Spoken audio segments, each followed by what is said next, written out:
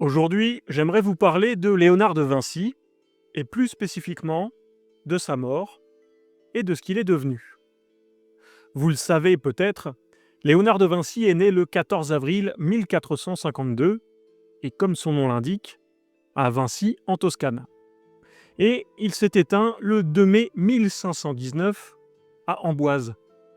Alors je ne vais pas vous faire l'affront de résumer sa vie comme le ferait un article Wikipédia, parce que vous n'êtes pas là pour ça, mais on peut ajouter qu'en mars 1516, le protecteur et mécène de Léonard meurt.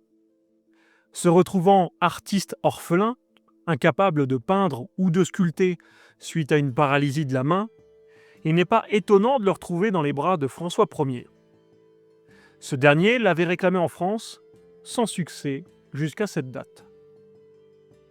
Une chance pour l'histoire, la mort de Vinci a été capturée par l'artiste François-Guillaume Ménageot, qui, comme on laisserait un Polaroid, nous a offert cette œuvre. On voit Léonard de Vinci, visiblement pas dans son assiette, affalé dans un lit au centre de la composition. À sa droite, on voit clairement un médecin, et ce qui semble être des curieux ou des assistants.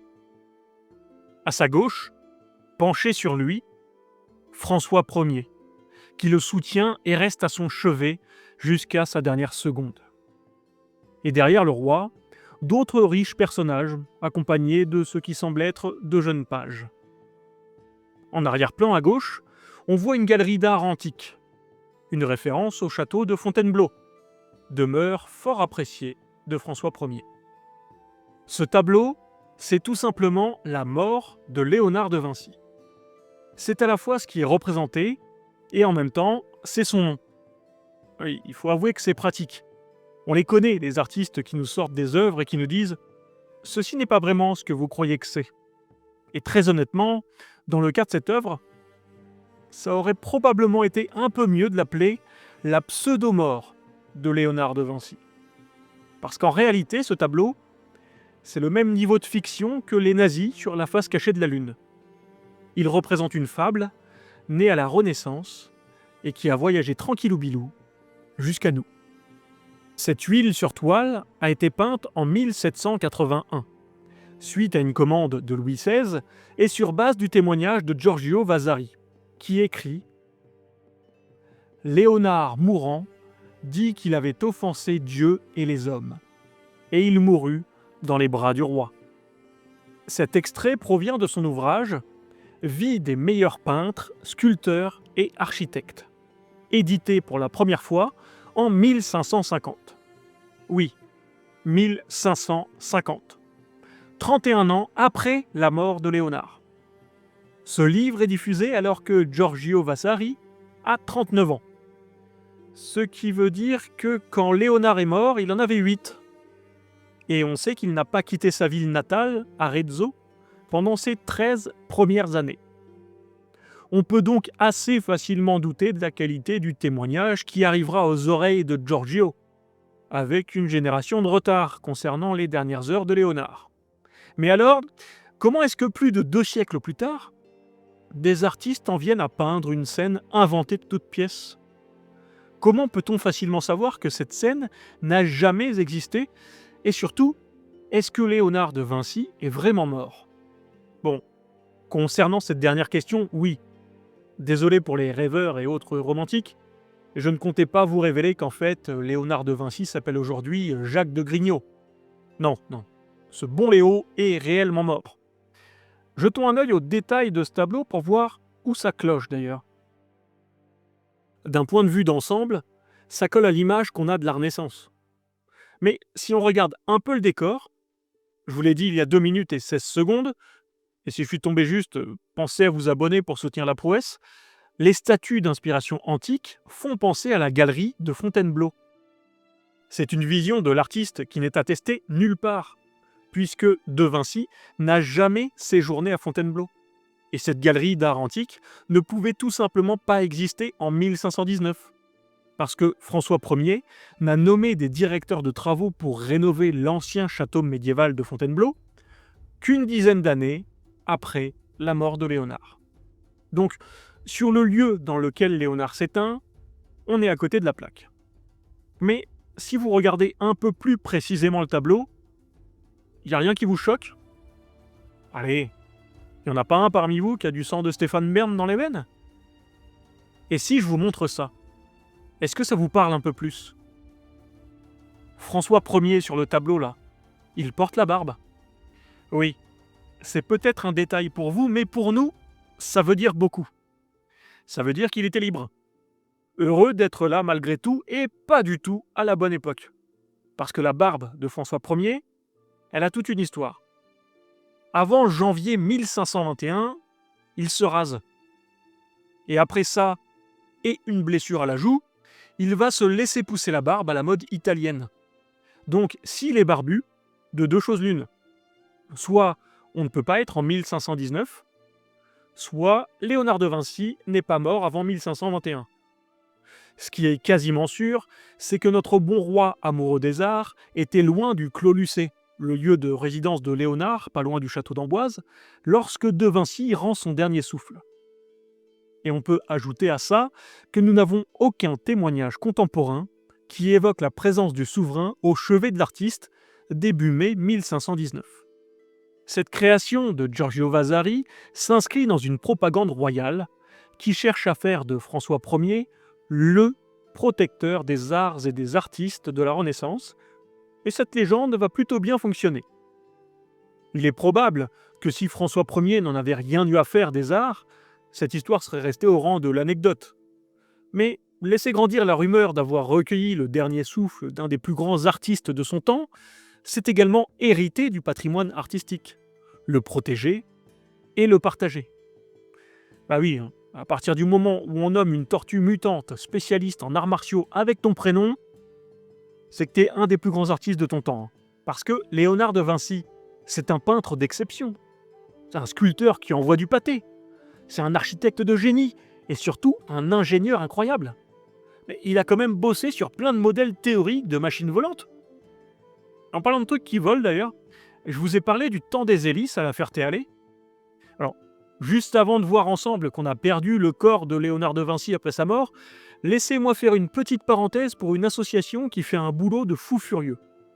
Je vous mets le logo partenariat commercial au cas où, mais qu'on soit clair, j'ai signé aucun contrat, je touche pas d'argent pour ce qui va suivre, et c'est une association à but non lucratif dont il est question. Donc, je ne vous vole pas du temps pour surfer sur la YouTube monnaie. En échange d'un petit coup de pub et d'une disponibilité pour vous rencontrer sur l'événement, je suis invité, nourri et logé le temps d'un week-end. Maintenant que la transparence est faite sur le sujet, parlons du meeting en lui-même. Le temps des hélices, ça sera les 7 et 8 juin 2025.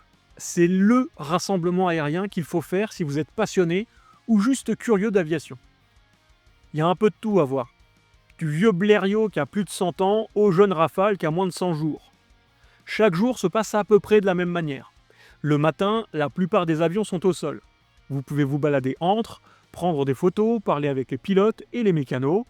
Vous pourrez aussi croiser pas mal de monde qui fait de la reconstitution et discuter avec d'autres passionnés d'histoire et ou d'archéo. Et en début d'après-midi, c'est là où les démonstrations commencent.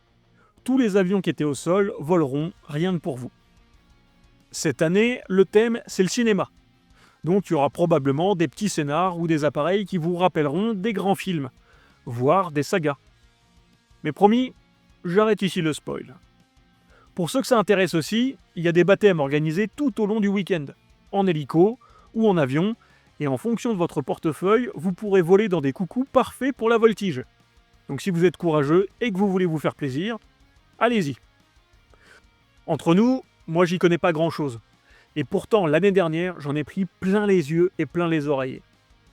Ouais, je sais, dans des moments comme ça, on entend tous 12 par sec balancer un titre dans le fond. Et justement, en parlant d'Yann, vous pourrez le retrouver sur le week-end avec sa femme, puisque PH du Point Génius sera aussi présent. De même que Gontran H si vous aimez les Belges, Arnaud d'Astronogeek si vous aimez les avions, Nico de Astronico si vous aimez regarder le soleil sans vous arracher la rétine, parce qu'il va apporter de quoi mater des éruptions solaires tout en sécurité. Si vous aimez les grands virages, vous pourrez taper la discute avec Cyril Barbas. Et il y aura bien entendu Sébastien de Vous avez le droit et moi-même si vous aimez les antiquités et l'histoire.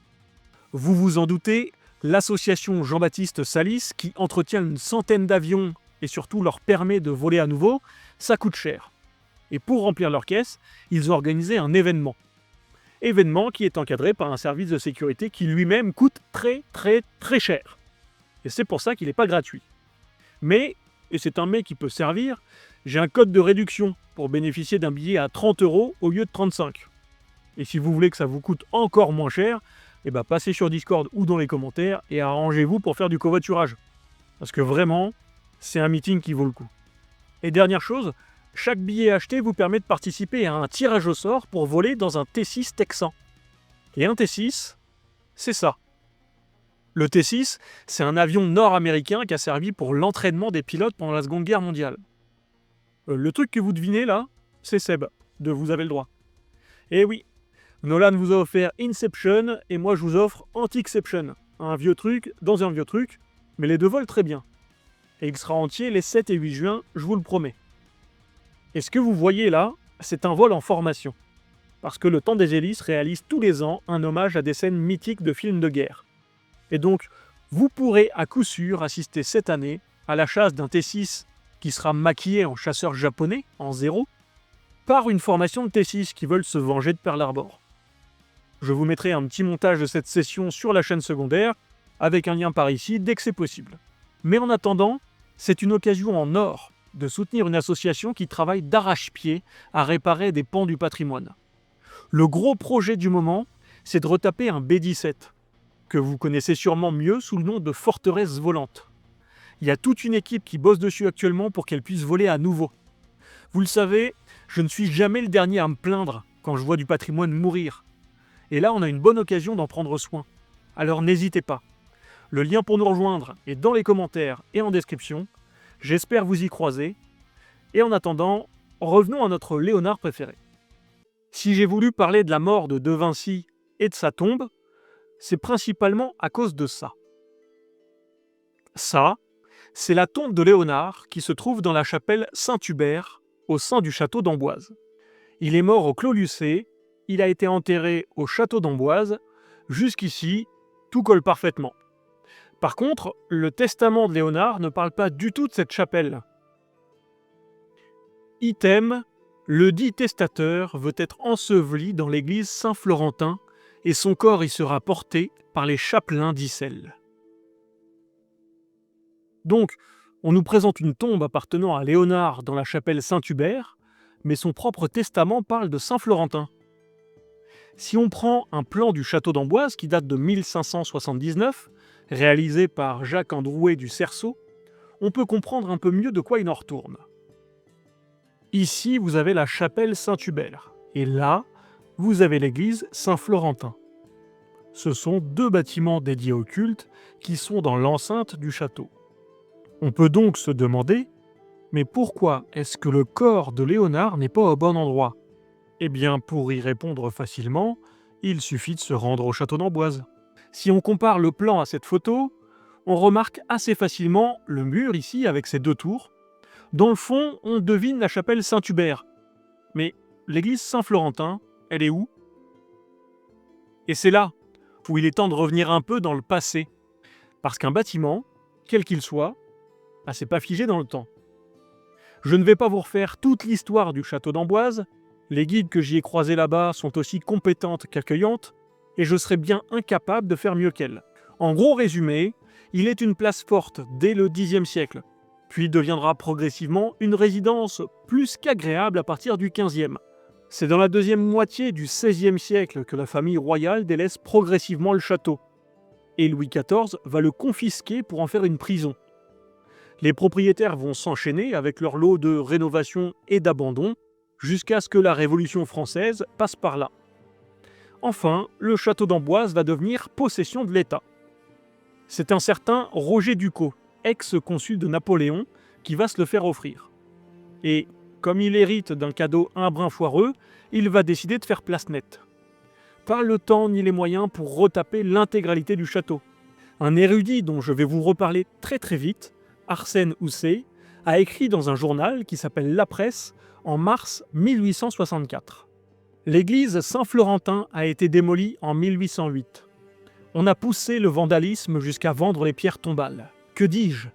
On a été plus loin dans l'impiété. On a fondu les cercueils de plomb sans s'inquiéter des ossements qu'ils renfermaient.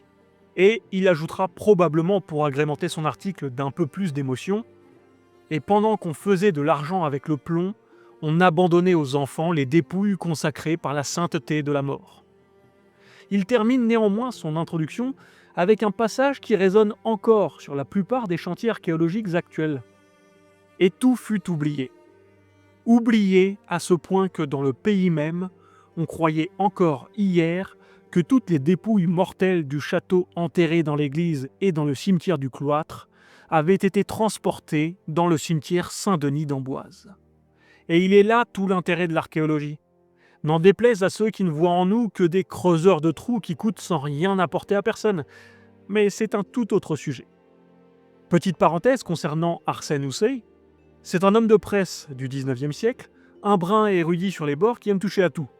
Romans, théâtre, poésie, histoire de l'art, et il est nommé inspecteur des musées en province en 1857, ce qui le mènera assez facilement aux fouilles dont il est question ici. En effet, comme le dit Arsène, le château a été démantelé et vendu. Aujourd'hui encore, pas mal de vieilles bâtisses possèdent probablement en leurs murs des pierres du château ou de l'église. Mais comme aucune marque n'a été faite sur ce qui a été vendu, il est impossible de savoir où sont les éléments qui manquent. Tous les éléments sont éparpillés à jamais en Touraine. C'est cette situation que Arsène trouve injuste. Cette situation qui l'a motivé à entreprendre des fouilles archéologiques dans le château d'Amboise, en juin 1863. Il décrit ces opérations sommairement, en indiquant qu'il place des ouvriers à certains endroits. Et il évoque même le plan de Jacques Androuet de Cerceau que je vous ai montré il y a quelques minutes. Il explique qu'il s'en est servi avant de se lancer dans l'excavation, jusqu'à trouver des pans de murs en place, mais fortement altérés, symptôme du démembrement pierre à pierre du bâtiment. Certains d'être sur la bonne piste, les fouilles vont continuer, et avec elles, les procès-verbaux seront écrits. Ces procès-verbaux nous permettent de savoir ce qui s'est passé, et surtout, ce qui a été découvert.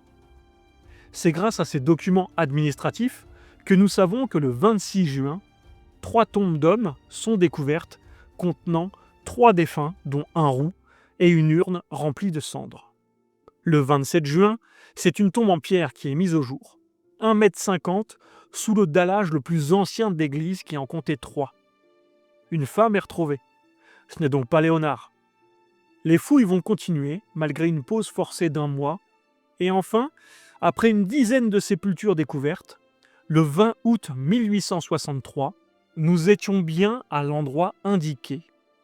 Par un vieillard d'Amboise, par un ouvrier aux fouilles et par la fille du jardinier. La tête appuyée sur la main comme pendant le sommeil, c'est le seul squelette retrouvé dans cette position qu'on ne donne jamais aux morts, et qui semble familière à un penseur fatigué par l'étude. Bon, là on a Arsène qui s'enflamme un petit peu. Mais heureusement pour nous, ça ne s'arrête pas là. J'avais, je l'ai dit, rapporté de Milan un dessin du portrait de Léonard de Vinci à son départ pour la France. Le crâne qui venait de sortir du tombeau offrait exactement les mêmes signes. Plusieurs médecins l'ont vu et ont affirmé que c'était un septuagénaire. Je vous fais grâce des passages où l'auteur s'envole dans un lyrisme, où ce crâne affiche la perfection harmonieuse de ceux qui possèdent toute leur puissance dans leur cerveau. Ça sort de nulle part, mais c'est joli. Et puis, la suite de cette découverte évoque le mobilier. Nous y avons reconnu un écu d'argent à l'effigie de François Ier sans barbe, c'est-à-dire François Ier du temps de Léonard. Le lien est peut-être fait rapidement, mais ça reste un indice à mettre au profit de ce faisceau qui se construit peu à peu. Il ajoute tout de même que 2 autres pièces indéchiffrables sont retrouvées. Mais bon, ça nous fait peut-être un petit biais de confirmation qui fait qu'on ne va pas du tout s'y intéresser pour se concentrer sur le corps qui est enterré là.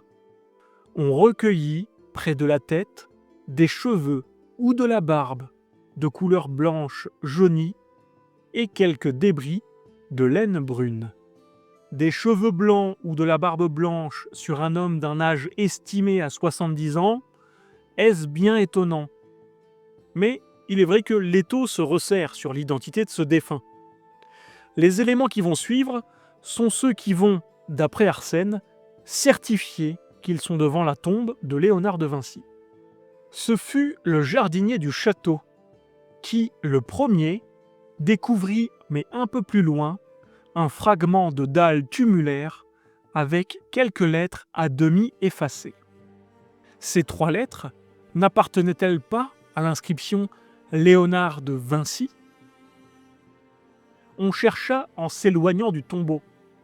Ce fut alors qu'à 2 mètres de là, on trouva parmi d'autres fragments un morceau de dalle avec ce mot « Léo ».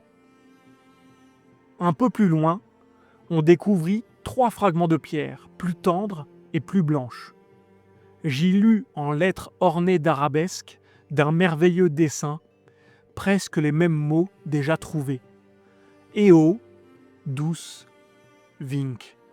J'ai taillé dans le gras, mais on a une longue description de la manière dont les pièces s'assemblent pour qu'au final, ce vieil homme soit désigné comme étant Léonard de Vinci.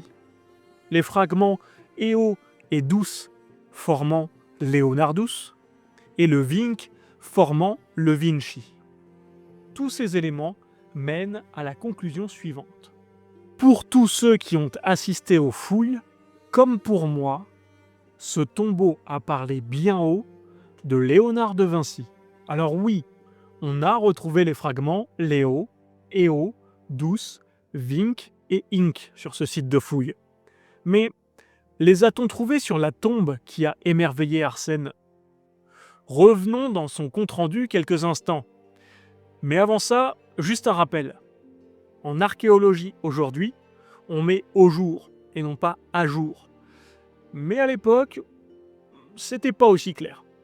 Le 20 août, on mit à jour un tombeau très ancien, recouvert à la démolition de Saint-Florentin de pierre inégale. Sans doute avait-on brisé les dalles, et par respect pour le mort, on avait remis à la place des pierres de l'église, offrant encore quelques traces de grossière peinture à fresque. Arsène nous explique ici que les pierres trouvées aux alentours du tombeau ne sont pas les dalles en place lors de l'inhumation, mais des fragments provenant de la démolition de l'édifice. Si on ajoute à ça les descriptions honnêtes des découvertes des fragments sur lesquels les inscriptions ont été trouvées, on peut reciter quelques passages. Ce fut le jardinier du château qui le premier découvrit, mais un peu plus loin. On chercha en s'éloignant du tombeau. À 2 mètres de là, on trouva parmi d'autres fragments un morceau de dalle avec ce mot « Léo ».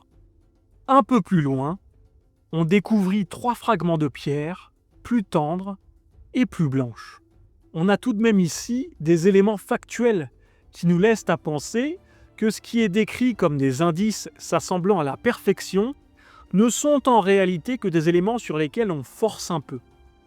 Vous le savez sans doute, et les procès-verbaux d'Arsène de Houssaye en sont témoins, on enterre pas mal dans les églises. Reposer au plus près du divin pour accéder au paradis, c'est un peu comme avoir un pass coupe-fil à Noël à Disneyland. Et c'est pourquoi pas mal de grands religieux comme laïcs se font enterrer dans les églises. Ici, nous n'avons pas de données chiffrées concernant l'éloignement des fragments les uns par rapport aux autres. On sait juste qu'on s'éloigne parfois jusqu'à 2 mètres pour en trouver. Entre les 2 tours, ici, il y a environ 25 mètres. Ça donne une idée approximative de la zone dans laquelle toutes les tombes ont été retrouvées, sachant qu'au démantèlement des bâtiments en 1808, certains ont été réenterrés. Et malgré ça, les fouilles ont mis au jour une dizaine de sépultures, dont une, et une seule, a été choisie pour en faire la tombe de Léonard de Vinci. Aujourd'hui, nous avons 7 tombes. Une tombe qui indique très clairement, et c'est tout à l'honneur des administrateurs du château d'Amboise, que ce sont les restes présumés de Léonard de Vinci. Et au-delà de ce détail, de ce petit mot, présumé, qui a toute son importance, dans les jardins du château, vous pourrez trouver un buste et une petite plaque, précisément à l'endroit où se trouvait le chœur de l'ancienne église Saint-Florentin. Et tout ça en hommage à la dizaine de pseudo-Léonard qui, aujourd'hui encore, reposent anonymement sous les pieds des touristes et des amoureux du patrimoine. Merci d'avoir suivi ce petit périple à travers l'histoire et l'archéo. Merci aux tipeurs sans qui la chaîne ne survivrait pas. Un gros merci à Nicolas et Alexis de l'Alda pour le coup de relecture à l'arrache. Si vous avez l'occasion de passer par Amboise, n'hésitez pas. Visitez le Château Royal parce que les guides sont vraiment super. De mon côté, ça faisait un petit moment que j'avais envie de me poser pour vous raconter des choses de cette manière. Alors si ça vous a plu, n'hésitez pas à partager la vidéo et passez dans les commentaires. En attendant, on se retrouve aussi vite que possible, ici ou ailleurs. Ciao!